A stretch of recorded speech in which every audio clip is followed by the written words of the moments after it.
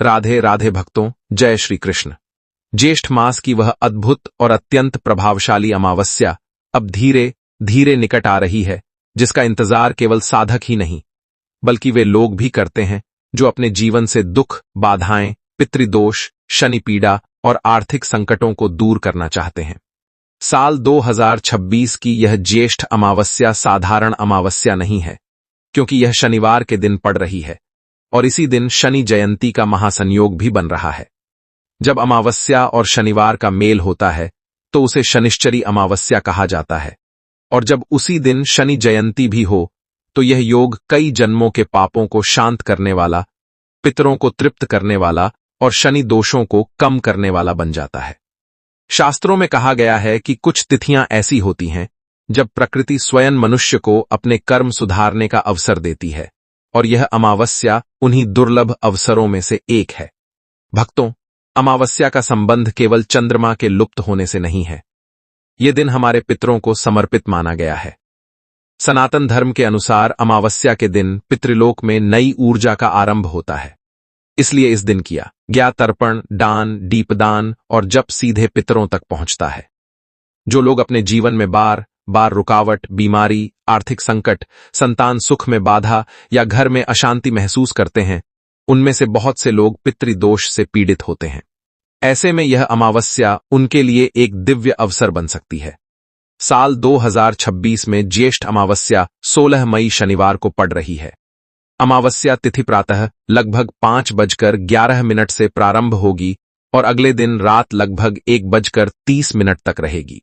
क्योंकि 16 मई को सूर्योदय अमावस्या तिथि में होगा, इसलिए व्रत, स्नान, तर्पण और पूजा के सभी मुख्य कार्य इसी दिन किए जाएंगे। इसी दिन शनि जयंती का भी पावन अवसर रहेगा, इसलिए यह दिन शनि कृपा पाने के लिए भी अत्यंत प्रभावशाली माना जाएगा। भक्तों, अब सबसे पहले बात करते हैं कि इस दिन सुबह उठकर आपको क्या करना चाहिए। ब्रह्म मुहूर्त में उठने का प्रयास करें। यदि संभव हो तो सूर्योदय से पहले स्नान करें। अगर गंगा, यमुना, सरयू या किसी पवित्र नदी में स्नान करने का अवसर मिले तो अत्यंत उत्तम है। यदि ऐसा संभव न हो तो घर पर स्नान के जल में गंगाजल मिलाकर स्नान करें। स्नान करते समय मन ही मन भगवान विष्णु, सूर्यदेव और अपने पितरों का स्मरण करें। स्नान के बाद स्वच्छ वस्त्र धारण करें। पुरुष सफेद या पीले वस्त्र पहन सकते हैं और महिलाएं हल्के रंग के शुद्ध वस्त्र धारण करें। इसके बाद अपने घर के मंदिर में दीपक जलाकर भगवान विष्णु, शिव और शनिदेव का ध्यान करें। इस दिन भगवान विष्णु की पूजा विशेष फलदायी मानी जाती है, क्योंकि पितरों को तृप्त करने का सबसे बड़ा मार्ग भगवान नारायण की कृपा से होकर जाता है। पूजा के बाद सबसे महत्वपूर्ण कार्य आता है पितृतर्पण का। भक्तों, पितृतर्पण इस अमावस्या की आत्मा है। तर्पण के लिए एक तांबे का लोटा लें, उसमें शुद्ध जल भरें और थोड़ा सा गंगाजल, काले तिल, एक तुलसी पत्र और यदि संभव हो तो कुशा डाल दें। अब दक्षिण दिशा की ओर मुख करके बैठ जाएं, क्योंकि दक्षिण दिशा पितरों की दिशा मानी जाती है। दोनों हाथ जोड़कर अपने पितरों का स्मरण करें। अपने पिता, दादा, परदादा और मातृपक्ष के पूर्वजों को याद करें। इसके बाद ओम पितृभ्यः स्वधा नमः मंत्र बोलते हुए जल अर्पित करें। जल को हाथ के अंगूठे और तर्जनी के बीच से धीरे धीरे प्रवाहित करें। ऐसा 3, 7 या 11 बार कर सकते हैं।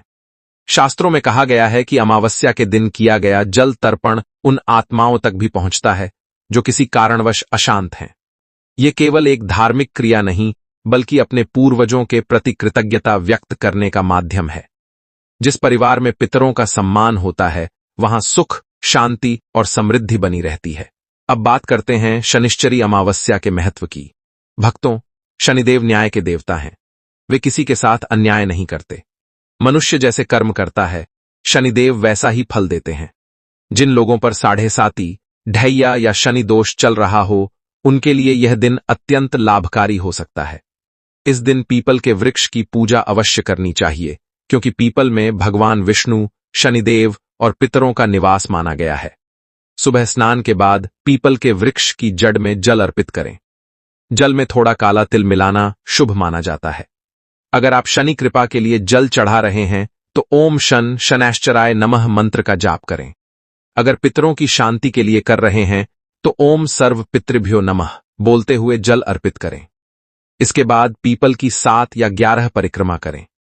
परिक्रमा करते समय अपने मन की परेशानियों को भगवान के चरणों में समर्पित कर दें। भक्तों, अब मैं आपको एक अत्यंत प्रेरणादायक कथा सुनाता हूं जो इस अमावस्या के महत्व को और अधिक स्पष्ट करती है। प्राचीन समय में एक नगर में एक व्यापारी रहता था। उसके पास धन की कोई कमी नहीं थी, लेकिन उसके घर में हमेशा क्लेश रहता था। पुत्र बीमार रहते, व्यापार में अचानक नुकसान होता और घर के लोग छोटी छोटी बातों पर लड़ते रहते। व्यापारी ने कई ज्योतिषियों को दिखाया, लेकिन कोई स्थायी समाधान नहीं मिला। एक दिन एक संत उसके घर आए। संत ने ध्यान लगाकर कहा कि तुम्हारे पितृ अशांत हैं और शनिदेव भी तुमसे रुष्ट हैं। व्यापारी घबरा गया और समाधान पूछने लगा। संत ने उसे ज्येष्ठ अमावस्या के दिन पितृतर्पण, पीपल पूजा और दीपदान करने का उपाय बताया। व्यापारी ने पूरे श्रद्धा भाव से वह सब किया। उसने गरीबों को भोजन कराया, पीपल के नीचे दीपक जलाया और अपने पूर्वजों के नाम से जल तर्पण किया। कहते हैं कि कुछ ही महीनों में उसके घर की स्थिति बदलने लगी। व्यापार बढ़ने लगा, परिवार में प्रेम बढ़ा और वर्षों से चल रही परेशानियां धीरे धीरे समाप्त हो गईं। तभी से उस नगर में लोग शनिश्चरी अमावस्या को विशेष श्रद्धा से मनाने लगे। भक्तों, ये कथा हमें बताती है कि जब मनुष्य अपने पूर्वजों और कर्मों को याद करता है तो जीवन की दिशा बदल सकती है। अब बात करते हैं इस दिन किए जाने वाले विशेष दानों की।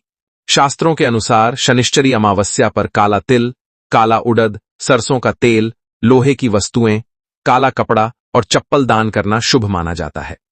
लेकिन ध्यान रखें कि दान हमेशा अपनी श्रद्धा और सामर्थ्य के अनुसार करें। दान का उद्देश्य दिखावा नहीं, बल्कि सेवा भाव होना चाहिए। सायंकाल का समय भी इस दिन अत्यंत महत्वपूर्ण माना गया है। सूर्यास्त के बाद पीपल के नीचे सरसों या तिल के तेल का दीपक जलाएं। 5 बार आरती करें और शनिदेव से प्रार्थना करें कि वे आपके जीवन से दुख और बाधाएं दूर करें।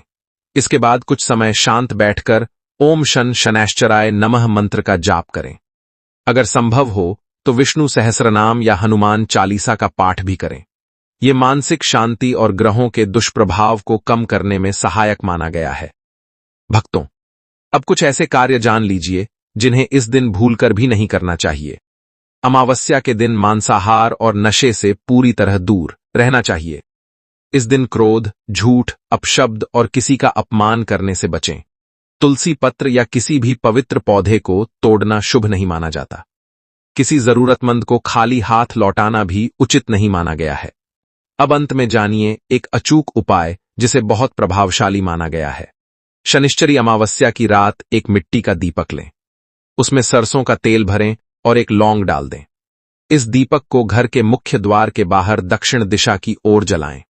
इसके बाद शनिदेव से अपने दुखों को दूर करने की प्रार्थना करें। मान्यता है कि इससे घर की नकारात्मक ऊर्जा दूर होती है और शनि दोष शांत होने लगते हैं। दूसरा उपाय यह है कि इस दिन किसी काले कुत्ते या कौए को भोजन अवश्य कराएं। यह पितरों और शनिदेव दोनों को प्रसन्न करने वाला माना जाता है। यदि घर में लगातार धन हानि हो रही हो तो काले तिल बहते जल में प्रवाहित करें और मन ही मन प्रार्थना करें कि जीवन की बाधाएं दूर हों।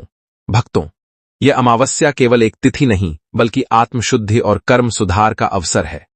इस दिन यदि सच्चे मन से पूजा, तर्पण और दान किया जाए तो जीवन में अद्भुत परिवर्तन देखने को मिल सकते हैं। भगवान विष्णु, शनिदेव और आपके पितरों की कृपा आपके जीवन को सुख, शांति और समृद्धि से भर सकती है।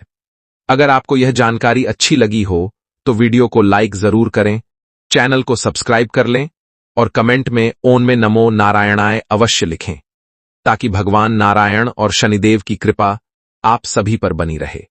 साथ ही इस वीडियो को अपने परिवार और मित्रों तक जरूर पहुंचाएं ताकि वे भी इस दुर्लभ शनिश्चरी अमावस्या का लाभ उठा सकें।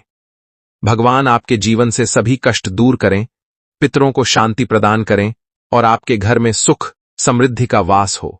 जय श्री कृष्ण।